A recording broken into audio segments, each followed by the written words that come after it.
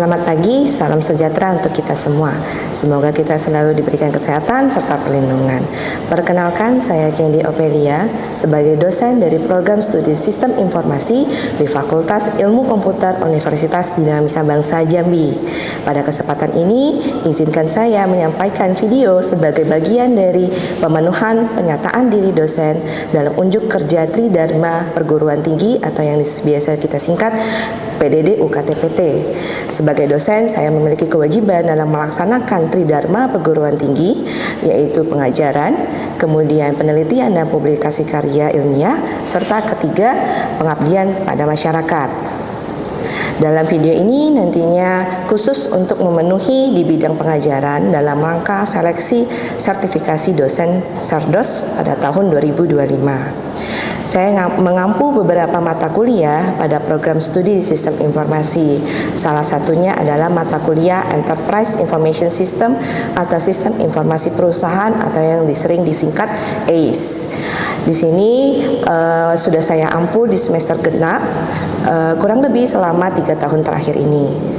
Dalam pengajaran, saya menggunakan pendekatan DIA, Delivery Iteration Assessment. Pada delivery, bagaimana cara saya bisa menyampaikan materi dalam pengajaran. Kemudian iteration, seperti apa cara saya bisa berinteraksi dengan mahasiswa. Dan yang terakhir, assessment, kita perlu komponen-komponen untuk mengukur penilaian kinerja mahasiswa dalam mata kuliah. Di mana di dalam kesempatan ini akan saya sampaikan berdasarkan pendekatan DIA dalam bentuk deskripsi mata kuliah, kemampuan yang diharapkan, materi pembelajaran, sistem dan metode yang digunakan, serta indikator-indikator dalam penilaian. Dan kemudian diakhiri dengan cuplikan pengajaran saya di dalam perkuliahan. Saya akan menjelaskan sedikit ya tentang deskripsi singkat mata kuliah ini. Di mana mata kuliah ini tadi Enterprise Information System atau Sistem Informasi Perusahaan atau ACE. Mata kuliah ini merupakan mata kuliah wajib yang bisa dikontrak oleh mahasiswa di semester 6 dengan bobot nilai 3 SKS. Mata kuliah Enterprise Information System ini membahas tentang teori, konsep, serta nantinya ada studi kasus yang terkait dengan sistem-sistem yang digunakan di dalam perusahaan yang pastinya harus saling terintegrasi, terhubung, terpadu, terpusat. Adapun capaian atau kemampuan yang diharapkan dari pengajaran mata kuliah ini, yang pertama yaitu mahasiswa dapat menjelaskan peran dari proses bisnis di setiap organisasi. Kemudian yang kedua, mahasiswa juga dapat menganalisis, memodelkan dan memantau proses-proses bisnis yang ada di dalam perusahaan dan memahami aspek-aspek permasalahan proses perusahaan dan proses bisnis, kemudian bisa ditingkatkan dan diselesaikan dengan bantuan sistem informasi. Dan yang terakhir, mahasiswa dapat menjelaskan peran dari sistem ERP, Enterprise Resource Planning, SCM Supply Chain Management, dan CRM Customer Relationship Management dalam mengotomasi proses bisnis di dalam perusahaan. Baik, selanjutnya pada materi pembelajaran atau silabus yang akan dipelajari pada mata kuliah ini, yang pertama yang konsep dasar dari sistem informasi perusahaan sendiri, kemudian dilanjutkan dengan menganalisa proses bisnis yang ada dari suatu perusahaan atau enterprise, kemudian konsep dan framework terkait arsitektur enterprise, dan terakhir pemahaman tentang ERP, Enterprise Resource Planning, Supply Chain Management, dan Customer Relationship Management. Semua materi saya susun dalam bentuk bahan ajar atau modul yang akan diberikan kepada mahasiswa, di mana dalam pembuatannya saya menggunakan beberapa buku sebagai landasan teori, yaitu buku pertama Integrated Business Process with ERP System merupakan karya Profesor dari Simba R. Magal. Kemudian buku yang kedua yaitu Sistem Enterprise Konsep dan Implementasi karya Profesor Mahendrawati. Sistem pembelajaran tidak hanya melibatkan pengajaran dan penerimaan informasi, tetapi juga mencakup interaksi dengan mahasiswa, di mana mahasiswa tidak hanya mendengarkan informasi, tapi juga bisa ikut secara aktif, mengeksplorasi, dan bisa memecahkan masalah. Oleh karena itu, selain pemaparan bahan ajar, saya juga menggunakan metode studi case, yaitu pemberian studi kasus supaya bisa dipecahkan bersama-sama dengan mahasiswa. Biasanya bisa dalam bentuk tanya jawab pada saat pemaparan ataupun dalam bentuk tugas, bisa tugas individu maupun tugas kelompok. Ini sebagai salah satu metode interaksi antara saya dosen dengan mahasiswa. Tugas kelompok pun nantinya bisa dipresentasikan oleh mahasiswa sebagai media mahasiswa supaya bisa lebih aktif membangun pengetahuan mereka melalui pengalaman dan bisa berinteraksi antar mahasiswa, dan nantinya juga akan didiskusikan dari hasil presentasi mereka. Selain itu, saya juga menggunakan media e-learning yang disediakan oleh UNAMA dan grup WA juga sebagai sarana interaksi dengan mahasiswa di luar perkuliahan, bisa untuk dalam pemberian materi, pengumpulan tugas, ataupun pemberian informasi penting lainnya. Terakhir, untuk mengukur penilaian kinerja akan pengetahuan mahasiswa secara objektif pada mata kuliah Enterprise Information System, di awal pertemuan pasti akan saya berikan penjelasan tentang bobot-bobot penilaian yang akan menjadi acuan saya dalam memberikan penilaian.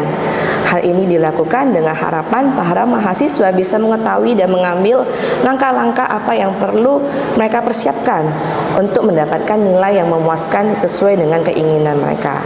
Jadi mereka tahu komponen penilaian apa, dengan bobot penilaian mana yang besar, sehingga mereka bisa lebih memperhatikan bobot-bobot penilaian tersebut. Dan berikut adalah penilaian yang saya gunakan pada mata kuliah ACE ini, yaitu dengan komponen pertama yaitu tugas dengan nilai bobot 30%. Kemudian ada kuis, UTS dan UAS di mana masing-masing dengan bobot 20%, serta absensi atau kehadiran dengan bobot 10%, dan total dari kelima komponen dengan bobot 100%. Semua ini juga sudah saya tuangkan ke dalam RPS, rencana pembelajaran semester pada mata kuliah Enterprise Information System yang telah saya upload pada akun sister saya. Sekian pernyataan diri yang bisa saya sampaikan. Semoga bisa memberikan gambaran di bidang pengajaran. Dan selanjutnya pada sesi terakhir dari video ini akan saya tampilkan cuplikan pengajaran mata kuliah ACE yang saya berikan kepada mahasiswa di dalam kelas. Terima kasih dan selamat menyaksikan. Selamat pagi semua. Pagi. Ya, bertemu kembali dengan saya Candy di mata kuliah Enterprise Information System. Ya, kita masuk ke pertemuan kedua pada hari ini. Sebelum masuk ke perkuliahan, sebaiknya kita berdoa dulu menurut kepercayaan masing-masing. Silakan. Ya, berdoa selesai. Ya. Silakan boleh mulai absensi. Di kode absensinya sudah saya tampilkan ya. Silakan absensi disiapkan masing-masing.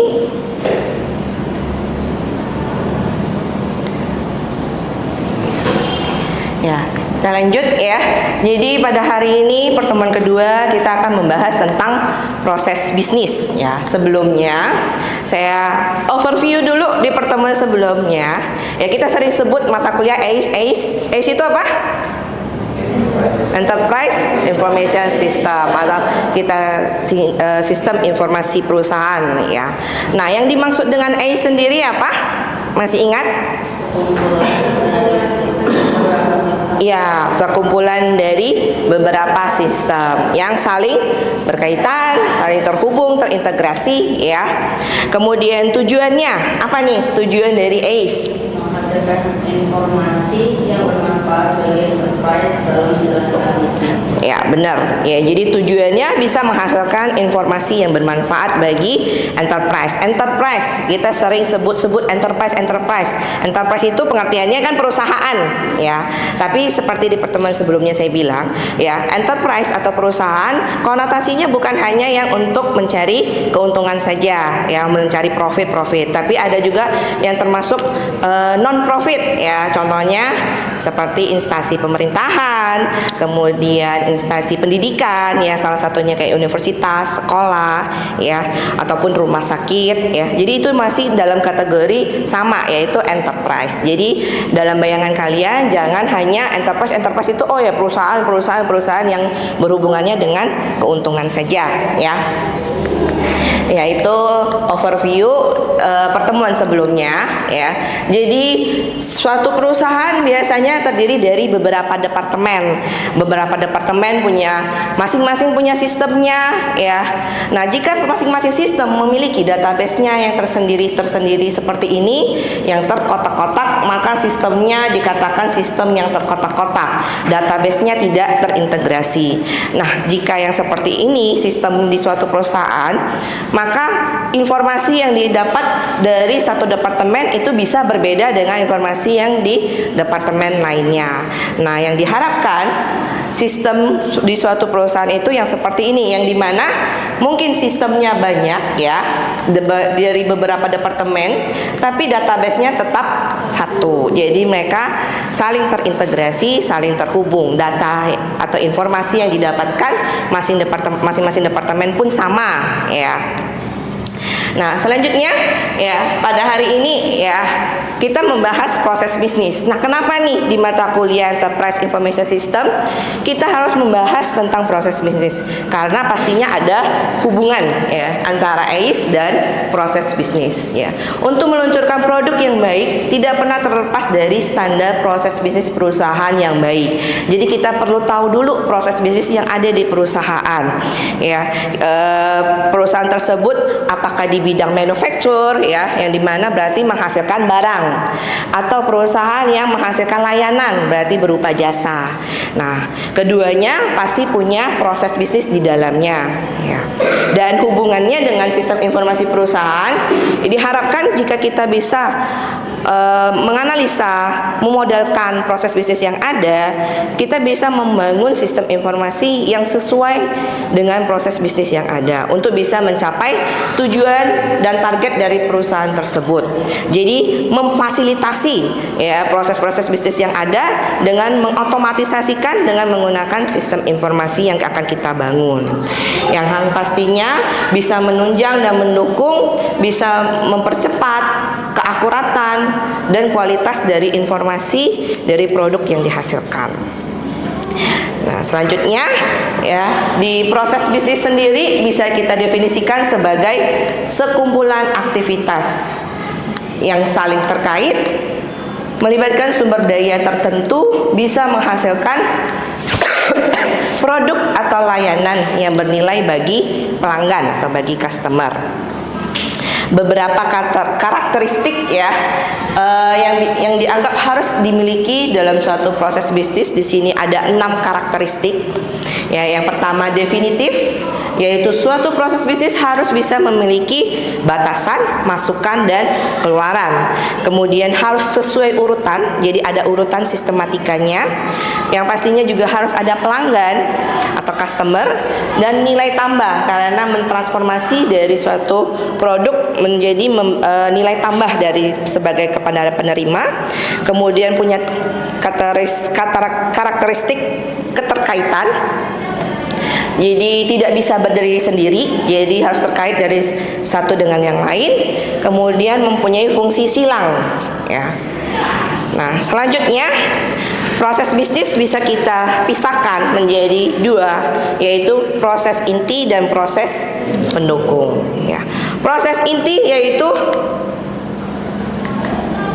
proses ya yang dimulai dari identifikasi kebutuhan pelanggan, kemudian persyaratan pelanggan, requirement, dan harapan dari pelanggan, dan diakhiri dengan pengiriman ke pelanggan sampai penerimaan pembayaran. Nah, kalau dalam bayangan kalian, saya kasih satu objek, misalkan perusahaan atau manufaktur pembuatan roti ya. Kira-kira kegiatan intinya apa kalau kita perusahaan roti? Kegiatan intinya pastinya pembuatan ya, dari pembelian bahan baku, pembuatan rotinya ya, itu termasuk kegiatan inti, karena kita mengubah dari bahan baku menjadi suatu produk yaitu roti, kemudian kita proses pengiriman, penjualan ke customer ya. Itu urutannya ya, proses inti di perusahaan manufaktur roti ya. Jadi kegiatan inti mengubah ya dari suatu produk atau layanan dan kemudian disampaikan sampai ke customer atau pelanggan. Di sini ada beberapa contoh ya, proses-proses inti ya, mulai dari pemasaran, penjualan, ya, desain produk, ya, pembelian bahan baku, perencanaan produksi, ya, proses produksi itu sendiri, ya, penyerahan produk ataupun jasa, sampai kita proses penagihan dan penerimaan pembayaran. Nah, ini contoh-contoh proses inti di perusahaan yang di bidang manufacture, ya, jadi dia memproduksi, menghasilkan suatu produk. Nanti kita akan ambil contoh beberapa objek ya, karena yang tadi saya bilang proses enterprise itu bukan konotasinya yang hanya profit aja, tapi juga ada yang non profit. Jadi ada yang menghasilkan produk, ada yang menghasilkan layanan atau jasa, atau bahkan yang tidak mencari keuntungan ya. Jadi contohnya kayak institusi pemerintahan, institusi di dunia pendidikan, kayak di universitas, di sekolah. Nanti kita cari tahu proses intinya apa, proses pendukungnya apa ya. Nah, saya lanjut dulu ya di proses pendukung. Kemudian yang kedua tadi proses inti, yang sekarang proses pendukung. Proses pendukung ini tidak secara intens langsung berhubungan dengan produk ataupun jasa, tapi dia mendukung kegiatan inti ya. Jadi supaya kegiatan inti ini bisa berlangsung dengan lancar, menjaga keberlangsungannya ya, jadi ada perlu proses-proses pendukung. Nah, salah satunya yang berhubungan dengan keuangan, yang berhubungan dengan sumber daya manusianya ya. Jadi kan dalam suatu enterprise pasti ada sumber daya manusianya, bukan? Ya, ada departemen yang akan mengelola sumber daya manusianya. Ya, nggak mungkin karyawan nggak digaji, ya kan? Ya, jadi ada bagian departemen yang melakukan kegiatan pendukung seperti itu. Nah, jadi ada kegiatan inti dan kegiatan pendukung. Jadi dalam proses bisnis pastinya memiliki tujuan, memiliki masukan, memiliki keluaran, menggunakan sumber daya dalam pelaksanaannya, memiliki sejumlah kegiatan yang saling bersinergi, jadi saling berkesambungan untuk menghasilkan produk dan layanan, dan dimungkinkan melibatkan lebih dari satu unit kerja atau departemen ya, sehingga bisa memberikan nilai tambah kepada pelanggan. Ya, jadi itulah pengertian dari proses bisnis ya. Jadi proses bisnis terdiri dari proses inti dan proses pendukung. Nah, selanjutnya untuk memodelkannya ya, biasanya kita menggunakan pemodelan value chain atau rantai nilai. Sudah sering dengar? Sudah ya. Value chain ini rantai nilai yang dimana konsep ini dipopulerkan oleh Michael Porter dalam bukunya Competitive Advantage: Creating and Sustaining Superior Performance. Dan kalau kita pelajarin ya, pemodelan ini juga sama, di mana perusahaan, kegiatan aktivitas perusahaan itu dibagi menjadi dua, yaitu kegiatan utama dan kegiatan pendukung. Kegiatan utama disebutnya primary activities dan kegiatan pendukung support activities, di mana kegiatan-kegiatan pendukung yang ada di dalam perusahaan. Jadi contohnya yang mengurus soal keuangan, ada nggak departemennya? Kita sering sebutnya apa? Finance, ya kan? Finance yang mengurus keuangan, ataupun ada yang departemennya accounting, perpajakan, ya. Nah, ini masuk ke firm infrastruktur. Kemudian human resource management, kita berarti masuk ke departemen yang memanage sumber daya manusia, berarti yang ngitung gaji, ya, perekrutan karyawan, sampai pemberhentian, itu juga masuk ke manage, kegiatannya masuk ke sini. Kemudian ada teknologi development, ya, pengembangan teknologi. Jadi dalam suatu perusahaan ada yang menggunakan peralatan, teknologi, software, hardware. Nah, pengembangan dan pengelolaannya ini masuk ke teknologi development. Terakhir, procurement.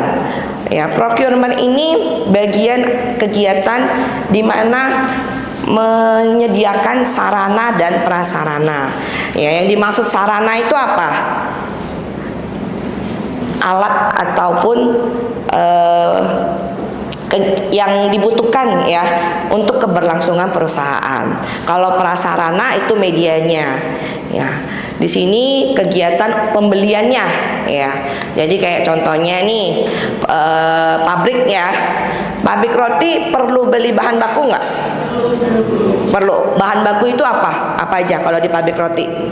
Tepung ya kan, gula, telur. Itu masuknya ke mana? Kegiatan yang mana? Inbound logistik, karena dia kegiatan inti. Kegiatan inti karena mengubah dari bahan baku menjadi roti. Nah, tapi dalam pelaksanaannya ya, pabrik roti itu butuh nggak peralatan lainnya? Contohnya yang kerjain harus pakai sarung tangan, harus pakai sarung kepala ya, ataupun jas dan sebagainya. Perlu nggak mereka?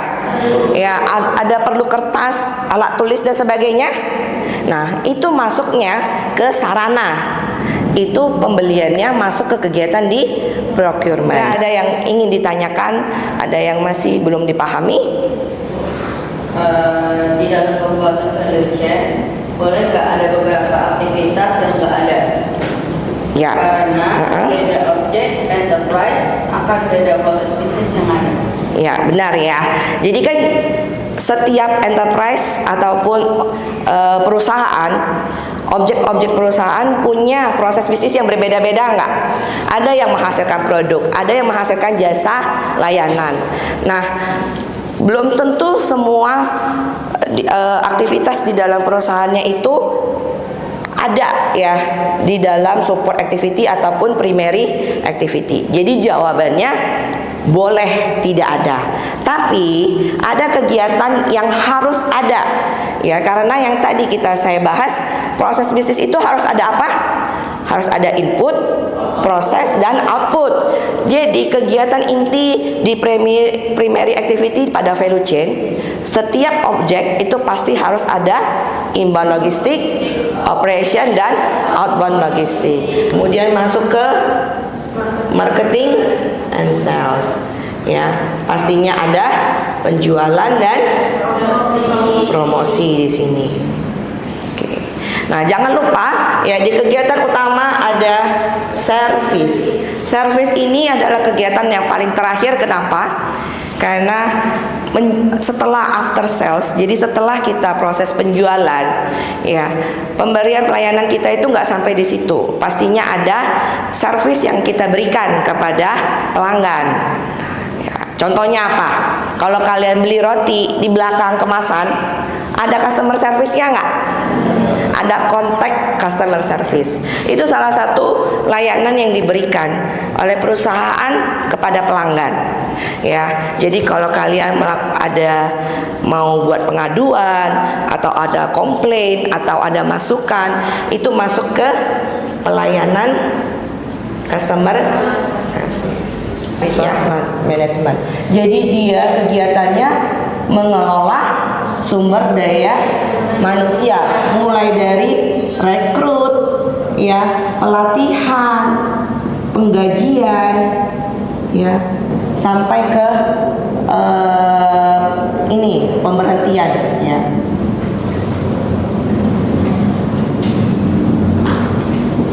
Kemudian yang ketiga, teknologi development. Teknologi development berarti pengembangan teknologi ya. Dalam suatu perusahaan ada kemungkinan sudah menggunakan sistem, ada menggunakan peralatan ya. Nah, di teknologi development ini kegiatan apa aja? Memanage berarti kan ya, memanage, mengelola, ataupun bahkan sampai pengembangan software ataupun sistem. Itu apa? Kegiatan utama kalian sebagai mahasiswa apa? Belajar mengajar ya. Jadi kegiatan utama yang ada di value chain di Unama ini adalah proses belajar mengajar. Nah, nantinya akan masuk ke operation. Kira-kira inboundnya apa nih? Nah, ada yang bisa bantu saya? Kita sama-sama. Ya, boleh, silakan, Haji. Boleh ke depan. Kira-kira inbound-nya apa nih? Kalau tadi operation-nya belajar mengajar, sebelum kita masuk sampai ke belajar mengajar. Oke, ya, thank you Aji. Nah, saya lanjutin di operation. Setelah operation belajar mengajar, selanjutnya adalah outbound. Apa sih hasil dari belajar mengajar kalian? Benar. Kalian pastinya mau wisuda kan? Ya, pastinya mau jadi sarjana kan setelah belajar. Ya, itulah outbound-nya. Jadi kegiatan wisuda di sini. Nah, di bagian sales and promotion, mungkin bagian salesnya nggak ada penjualan. Tapi kalau promosi mungkin ada. Ya, pernah nggak dosen-dosen, ada dosen dari UNAMA ke sekolah, ya, ke sekolah kalian menjelaskan Universitas Dinamika Bangsa itu ada program studi apa saja, ada fakultas apa saja, ada promo-promo yang menarik yang bisa kalian ambil, ya, kalau tertarik mau berkuliah di sini. Nah, itu di sini masuknya. Ya, jadi kegiatan promosi ke sekolah. Jadi sudah jadi mahasiswa dulu nih, kalian mau nanya RPS kalian ada masalah, atau mata kuliah kalian pada saat mengontrak ada tumburan, ya, ataupun pertanyaan-pertanyaan tentang perkuliahan, ya, kalian bisa nanyanya ke BAK. Ya, itulah value chain di kegiatan primer. Kira-kira ada departemen atau biro apa kalau di UNAMA? Nah, BAU. Kalau tadi BAK, kalau itu BAU apa?